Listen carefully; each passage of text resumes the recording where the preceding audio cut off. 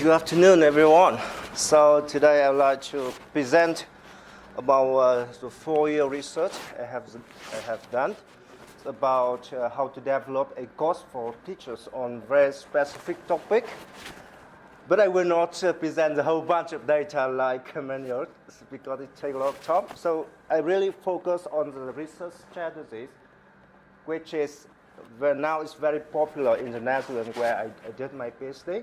So I like to introduce to you also, Seth. So a little bit more about myself. I did my bachelor and master in Vietnam, and 5 years ago I went to the Netherlands for the PhD. I have just graduated 1 year ago. So as you can see in the title, I would like to explain the key term. ICT is well known for you, but what is IBSE? And then when I want to develop a course, I make use of design-based research, and the essentials of design-based research is pedagogical principle. And then I talk more about the research I have done, and also some main results. Inquiry is not new, but to understand it, it is still a lot of different conceptions. So for me, inquiry is a learning goal. It's about understanding of the method of scientific inquiry. It also the ability to do the research, actually. And of course, inquiry also a teaching strategy for teachers. And here, as you can look at inquiry as a teaching strategy, that is a way to stimulate pupils to exercise inquiry practice. And I adopt a very common framework for science education, ISET from the US. And here is 8 inquiry practice I would like to embed it in our study. And ICT can promote inquiry-based teaching a lot.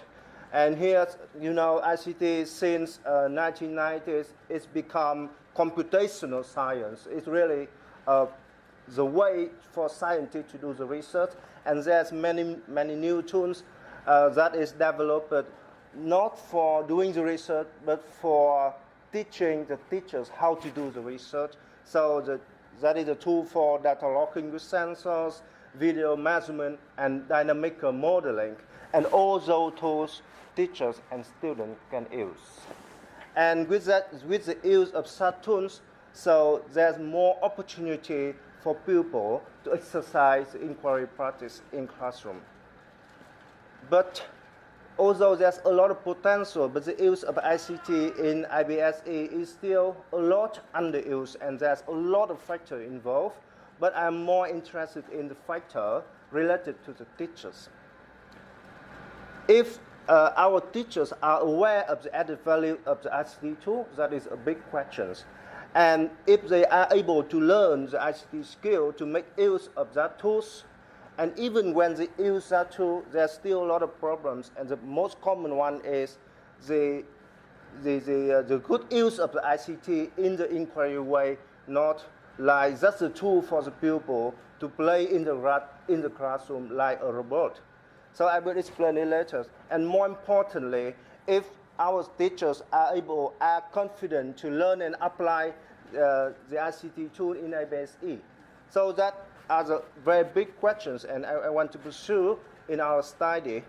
And if we look at here, I would like to explain more about the most common problems of teachers when they use ICT is that here is a 3 phase of inquiry-based learning, and most of the teachers we talk with them, they focus too much on using ICT for setting up the experiment and observing the phenomena, measuring something, whereas students do not really understand the purpose of the experiment behind.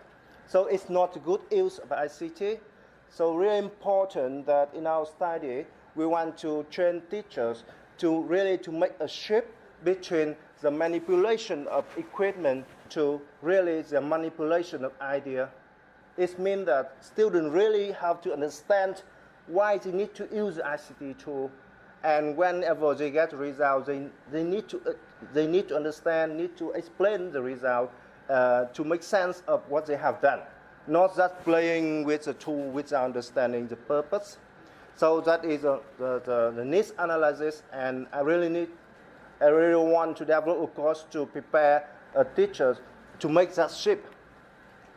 And I employ the design-based research, maybe the group from Indonesia or Philippines and Thailand, you might already familiar with it, I will not repeat. But Rivers 2006 is very common framework. I would like to suggest you to refer further. But to really make use of the design-based research, we have to define the, say, pedagogical principle underlying the product we want to design. And that principle is, of course, from literatures, but we have to select which one is suitable for our context. Let me talk quickly about each principle. So during the course, I really want our teachers to go through at least one theory practice principle, one theory practice cycle. So it means that in the first sessions, after discuss and understand about the ICT tool, IBSE, and the possibility, and so on, teachers really need to design a lesson plan, make use of the knowledge they have learned, and then they have to try out with students to realize what is possible, what is not, how can I do it better, and so on. And in the final session of the course, they need to report about what they have done and get feedback from the teachers. It's something like we learn to ride a bicycle. We can learn 10 years about theory, how to balance on the bicycle. But if we do not really try out riding a bike, we cannot ride a bike. So this is a very important principle. And the second one, because every course is limited in terms of time. So we provide teachers all the three tools, which is very useful and powerful for science education. But our aim is that teacher really can use one tool in very deep way.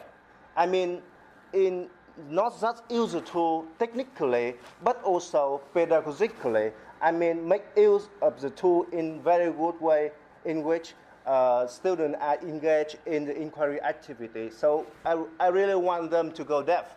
So for that reason, I let them to make choice of one of the three tools to really go depth. And I have hypothesis that later on, with the expertise with the one tool, they can transfer that expertise to learning the two other tools on their own later on. And as you can see here, you can imagine it is a learning process throughout the course, but I leave some space in between. So it means I do not try to push the teachers learn all the time. So I divided my course into a few sessions, and there's enough time in between the live sessions, like 3 weeks, 4 weeks, 5 weeks, and then I leave time for them to think, to design the lesson plan, to try out, to really understand what they want to try out with students, and so on. So, you know, as we are in the conference, if we stay in the hall for 10 hours, we cannot concentrate. So for that, between the sessions, there are coffee break and so on. So we have our mind being relaxed a bit. But at that moment, we become very smart. And we can continue to learn in that session. That is a theory of distributed learning compared to mass learning. And the fourth principle is, of course, we are working with a teacher who are adult. So adults prefer ownership, prefer autonomy. So I also let them to have a freedom to select what to learn and how to learn it. And of course, for that reason, they can pursue their self-tailored learning processes, of course, under the framework, under the support of us. So with those four principles, we design a course. And as a part of design-based research approach, we have to evaluate the course as an educational product. And our first question, and then we have to evaluate in a certain context, of course. And our first context is in the Netherlands. And this is the research questions we have to answer about the effectiveness and faithful implementation of the course. So we operationalize the pedagogical principle into the course scenario. we collect the data by questionnaire, interviews, documentation, and classroom observation, and that allow data triangulation to ensure we connect. We can collect both intended outcome and unintended outcome because of data triangulation. And then after that, we have data and we find out that, wow, some part of the code did not work, the other part worked well. For the part which doesn't work, we have to revise the scenario. We collect the data again and we continue to revise it. So we call that optimization process to optimize the design of the course. And the last cycle we call robustness test. So it means that in this cycles, I was not involved at all. I let the teacher, trainer, to run the course by himself, and I observed that the effectiveness of the course was still maintained compared to the process I was involved. So it means the course was robust. So, but you know that one educational might be effective in one context, but might not be effective in another context. So for that reason, I asked the second question if the code is applicable in different countries, and I try out the code in the Slovak context and the Vietnamese context. And so I test the transferability of the course design. So, and I did more or less the same way as I did in the Netherlands, and here is the final conclusion we have get about the course. So here's a few points about the strength of the course. Almost all objectives of the course was achieved. I mean, students and teachers was aware of the added value of the tool. They can master the technical skill related to school. They can apply the tool in inquiry-based lesson to some extent, and still a few problems the course cannot help the teacher yet, but I have no time to talk more about it. And the thing I have just talked is the whole research process, and here is a kind of contribution of our study if we follow, when you follow the design-based research. And you know, in design-based research, we have two kind of contribution. The particular one is we have made a educational product, in our case is a course. And then because I trial the product in different situations, so I can suggest that the teachers who use our course that for the Dutch context, we should change the course a little bit like that. In the Vietnamese context, we should change a little bit like that because of the educational differences. And very important, because we are doing the research, so we have to bring to the community, the research community, some insight. That is about the pedagogical principle, and of course something related to the contents of the course. So here is a few points you can bring home, and if you care more, so we can discuss this point one by one.